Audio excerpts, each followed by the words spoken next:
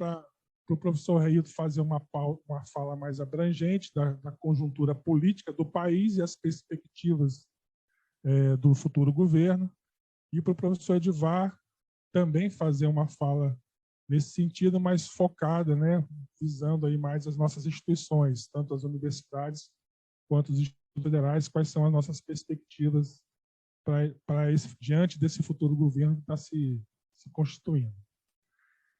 Inicialmente, vou passar a palavra aqui para o professor Raildo, depois para o professor Edivar, para que eles façam essa introdução. Após a fala dos dois, a gente abre aqui para ouvir, né, esse ponto de debate, para fazer algum questionamento, ou também ouvir as falas dos companheiros e companheiras que estão nos acompanhando aqui presencialmente ou pela internet, tá bom?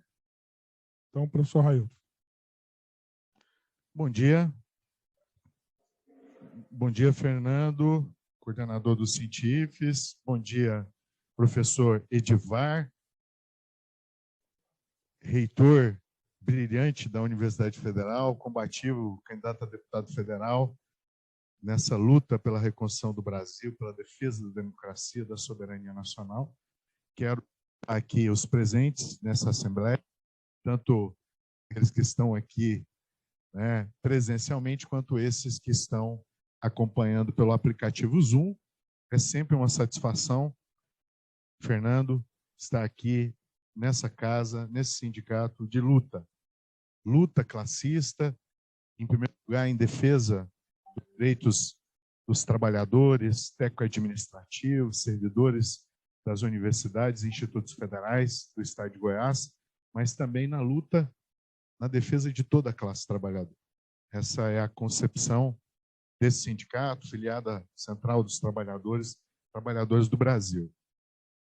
Como foi apresentado, sou professor, sou Raildo, presidente da Central dos Trabalhadores e Trabalhadoras do Brasil em Goiás, presidente do Sindicato dos Professores do Estado de Goiás, sou conselheiro do Conselho Estadual de Educação e, acima de tudo, né, Edivar, professor. Professor, vou completar de carreira. Fernando, parece que está falhando um pouco esse aqui. Professor há 26 anos aqui no nosso estado, sempre atuei na rede privada de ensino. Como professor, eu optei aqui por fazer uma exposição escrita, né? Sistematizei aqui a minha análise de conjuntura e aí eu peço a licença a vocês para apresentar essa análise tal qual eu a escrevi. Então, vamos lá. Depois do avanço, na última década, das forças políticas de direita e de extrema-direita no âmbito internacional, com a eleição de Maurício Macri na Argentina, depois Donald Trump nos Estados Unidos, além do fortalecimento dos partidos conservadores na Itália, Noruega, Polônia, França, Suíça e Turquia, abre-se um novo ciclo progressista com as eleições presidenciais, primeiro de Alberto Fernandes na Argentina e depois de Joe Biden nos Estados Unidos em 2020. As derrotas das forças reacionárias na América Latina, notadamente no Peru, Honduras, Chile, na Colômbia, fortalecem essa nova fase da política progressista nas terras americanas. O Brasil vive há 13 anos uma fase de organização e avanço das forças reacionárias que disputaram as jornadas de junho de 2013.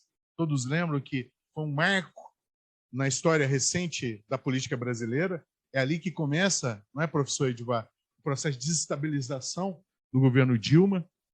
Então, essas forças se articulam com o poder e o apoio do capital nacional e internacional, usando estruturas do Estado brasileiro e forte investimento nas estratégias da chamada guerra cultural. Começam a utilizar de uma maneira profissional e articulada, na linha daquilo que o Steve Bannon, hoje preso nos Estados Unidos, né, foi preso recentemente, indicou. Né? Com o lavajatismo, o lawfare, que é esse uso do direito para atacar, prender, perseguir autoridades e lideranças políticas, e o ataque sistemático da mídia, à época ao governo Dilma, veio o impeachment que colocou o Brasil num grave ciclo de retrocesso dos direitos sociais, desmonte da democracia e fragilização da soberania nacional. O Brasil passa a ser visto, todos nós acompanhamos nesse processo, como pária internacional. As forças políticas do campo da centro-direita apostaram que, derrubando a presidenta Dilma, elegeriam algum presidenciável representante da chamada social-democracia. No entanto, o efeito colateral do golpe, que foi uma espécie de bonapartismo brasileiro, faz com que setores da burguesia nacional passassem a apoiar Jair Bolsonaro como única alternativa viável que lhes restava para derrotar o candidato do Partido dos Trabalhadores, mesmo com a prisão do ex-presidente Lula, fabricada pelo lavajatismo. Eu cito aqui um conceito, que é o conceito de bonapartismo. O Karl Marx, no 18 Brumário de Napoleão Bonaparte, ele diz basicamente o seguinte: a burguesia, uma vez ameaçada nos seus interesses, ela abre mão do poder político para um líder autoritário, desde que esse líder defenda os interesses da burguesia. Nós vimos essa articulação nacional. Muitos defendendo o bolsonarismo, ou alguns até, como nós vimos agora, em manifestações em porta de quartel, a intervenção à ditadura militar, porque no mundo paralelo deles, isso seria melhor do que a democracia, uma vez que seus interesses estariam melhor representados. Pouco tempo depois, tal operação, espetacularizada pela mídia, foi desmascarada graças àquilo que ficou conhecido como Vaza Jato, as revelações das gravações do hacker de Araraquara, que expôs para o mundo conluio entre magistrados e procuradores, provando que eles tinham como único objetivo impedir a eleição de Lula, não o de aplicar a lei com correção e fazer justiça. E aí ficou bem evidente, procuradores como aquele procurador, como é que é o nome dele, o mais famoso? O Dallagnol, né, e o juiz Sérgio Moro, que depois é premiado como ministro. A gente acompanhou tudo isso e vira, de fato, aquilo que ele sempre foi, um político de extrema-direita com linha golpista. De 2018 até agora, o Brasil viveu uma verdadeira tragédia política e social, com grave desmoralização internacional de sua imagem. Um presidente que entrega decisões acerca da economia a Paulo Guedes, um ultraliberal da escola de Chicago, mas, acima de tudo, da escola de Pinochet, onde ele atuou. Mais sanguinário ditador que a América Latina conheceu, o ditador do Chile. Presidente Bolsonaro, que deixou claro que sua perspectiva política era necropolítica, a política da morte, da destruição e não da construção.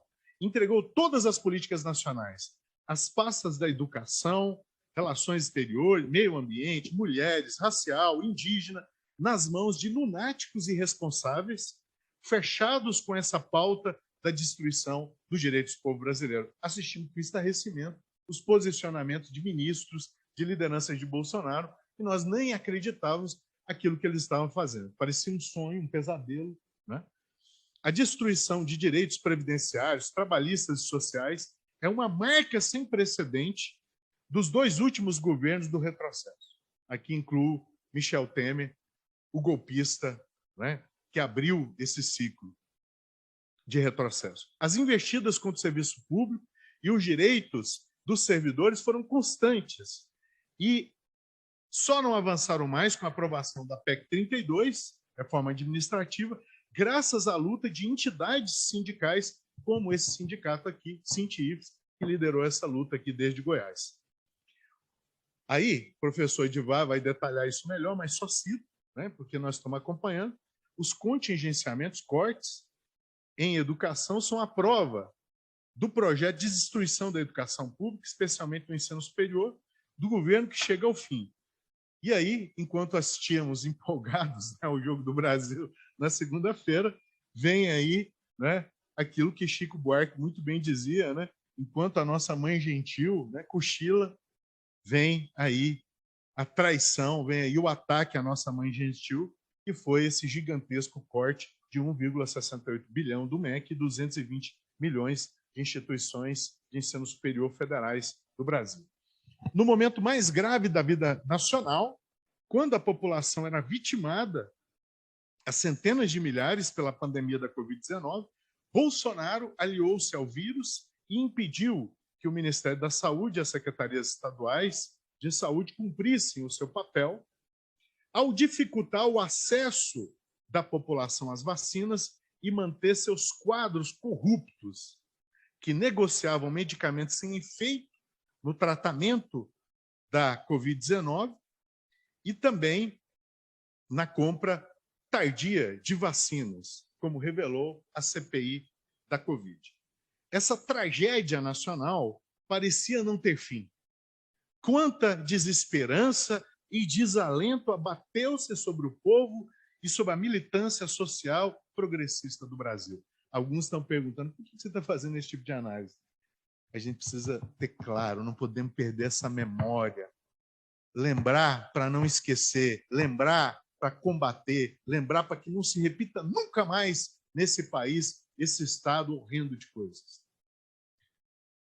Entretanto, no último dia 30 de outubro, o ex-presidente Lula, que provou sua inocência, depois de toda a perseguição e infortúnios que sofreu antes e durante a prisão, numa extraordinária capacidade de resistência, numa volta por cima que não tem precedentes na história da República Brasileira, renasceu como fênix.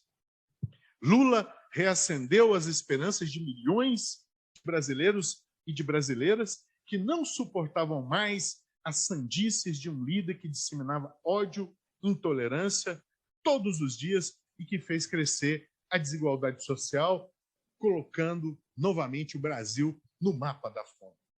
A apoteótica, e assim que eu considero, professor, a apoteótica vitória de Lula e de sua frente ampla contra a máquina bilionária do Estado, a indústria das fake news, o orçamento secreto, as forças reacionárias do fundamentalismo religioso, dos endinheirados do agronegócio, de setores do empresariado nacional, recoloca a vitória de Lula, recoloca o Brasil no cenário internacional de reconstrução das forças progressistas como esperança para o mundo. A política de frente ampla, sempre defendida pelo PCdoB, abraçada pelo Partido dos Trabalhadores, PV, e por outros partidos que formaram também as suas federações, materializada na conquista da aprovação da Lei das Federações da Lei das Federações Partidárias, pavimentou o caminho da vitória de Luiz Inácio Lula da Silva, consolidando o marco inicial de um ciclo de reconstrução nacional. Em Goiás, apesar dos esforços do campo progressista, da Federação Brasil da Esperança e de outros partidos como o PSB, muitos outros partidos abraçaram o bolsonarismo ou outros quedaram sem claro posicionamento ante as forças do conservadorismo e do caiadismo.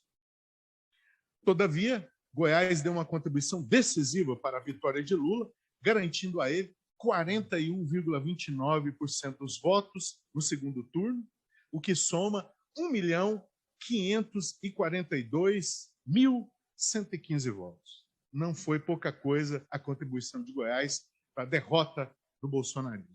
O candidato ao governo, Volmir Amado, com votação menor, pouca expressão, não representou força que pudesse, ao lado de outras candidaturas de oposição, como as de Gustavo Mendanha, que também não cresceram e que ficou aí muito mais pendente ao próprio bolsonarismo, e não oferecemos, assim, um risco de segundo turno.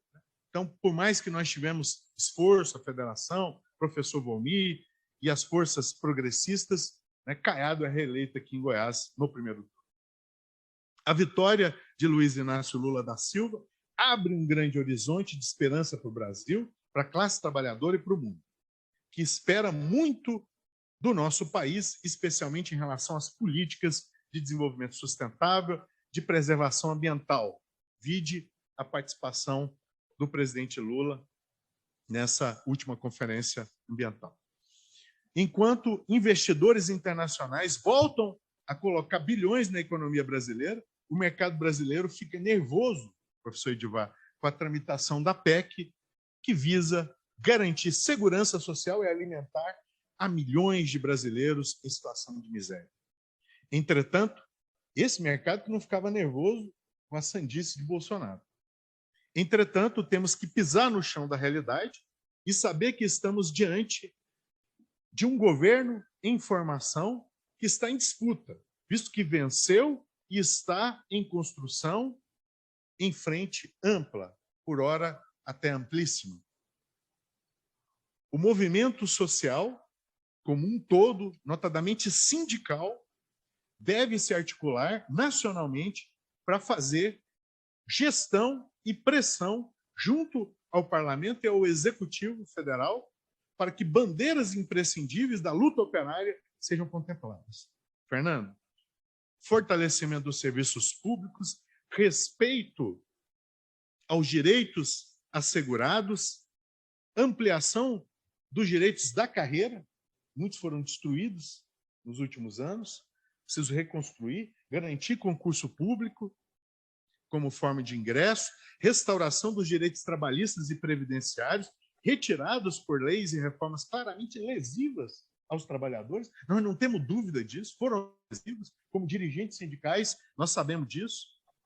Basta, na onda privatista que vigorou nos últimos 2 governos do retrocesso, e resgate o papel do Estado como vetor e indutor do desenvolvimento econômico e social. Combate à desigualdade de gênero e racial no mercado de trabalho privado e nos serviços públicos. Fim da tramitação da PEC 32, volta das conferências populares com vista no fortalecimento da democracia. E aí eu parto já para a conclusão. Sem sombra de dúvida, a vitória de Lula sobre Bolsonaro abre um ciclo virtuoso no Brasil. O contrário seria impensável, visto que configuraria o aprofundamento da destruição da democracia, do Estado, das políticas públicas e sociais, do serviço público, da carreira dos servidores públicos, bem como a destruição de qualquer política decente na perspectiva ambiental, educacional, das relações internacionais, cultural, de saúde e combate ao racismo, à corrupção e à desigualdade social. Um governo que se elege com um bordão de combate à corrupção, e nós vimos tudo que protagonizaram na perspectiva da educação, notadamente no MEC, a farra lá das barras de ouro, a CPI da Covid mostrando as negociatas que eu já denunciei aqui na venda de medicamentos sem eficácia, no combate à Covid, vacinas, e além da cultura das rachadinhas e de tantas outras coisas que a gente viu, como essas compras, né, milionárias de casas no dinheiro vivo da família Bolsonaro. É nosso papel, enquanto classe trabalhadora, apoiar o governo eleito no processo de reconstrução nacional, mas também exigir com firmeza o respeito aos direitos e interesses da nossa classe, que deve ter protagonismo nesse governo. A ordem é mobilização constante. Aí, o Fórum Goiano em Defesa da Democracia, da Cidadania e dos Direitos, com protagonismo dos científicos, da Central dos Trabalhadores e Trabalhadoras do Brasil, da CUT e de outras centrais combativas, e também dos movimentos sociais, do campo e da cidade, esse fórum cumpre, nessa perspectiva, um papel imprescindível em Goiás, desde 2016. Nós acompanhamos aqui os movimentos de rua, nós acompanhamos aqui a luta contra as contrarreformas, nós acompanhamos aqui a luta contra o golpe e a luta em defesa do direito dos trabalhadores, especialmente servidores públicos, a luta contra a PEC 32 e a perspectiva de protagonismo dos trabalhadores nessa luta. A classe trabalhadora deve ter, então, protagonismo não só na política partidária, mas na reorganização da sua presença. Sindicatos, associações de moradores, conselhos tutelares e conselhos de controle social, movimentos culturais. Temos um longo caminho a percorrer na reconstrução nacional, mas devemos todos e todas, e todes, nos empenhar e nos perguntar o que podemos nós fazer. E não só esperar que o governo federal do presidente Lula faça tudo por nós. De imediato, devemos ter claro o que podemos fazer para que, de fato, nossa voz seja ouvida, nossa força classista cresça e contribua com esse processo de restauração da democracia e da cidadania no nosso país. É isso. Muito obrigado pela oportunidade. Sentimos. Obrigado, Railton. Já sem